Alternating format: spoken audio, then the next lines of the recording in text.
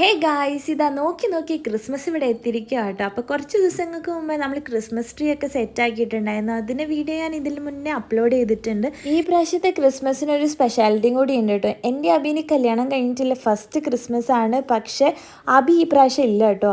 അവന് ലീവ് ഇല്ലാത്തതുകൊണ്ട് അവന് വരാൻ പറ്റിയിട്ടുണ്ടായിരുന്നില്ല. സാരമില്ല, ന്യൂ ഇയർ അടിച്ചു പൊളിക്കാമെന്ന് വിചാരിച്ചു. അങ്ങനെ ക്രിസ്മസിന് വലിയ പ്ലാനിങ് ഒന്നുമില്ല കേട്ടോ. കുറച്ച് ഫോട്ടോസൊക്കെ എടുക്കണം, അതേപോലെ ഒരു കുഞ്ഞ് കേക്ക് കട്ടിങ് ആണ്. ഈ ഒരു പ്ലം കേക്ക് റിജാർഡൻ ഗിഫ്റ്റ് ചെയ്തതാട്ടോ ക്രിസ്മസിന്.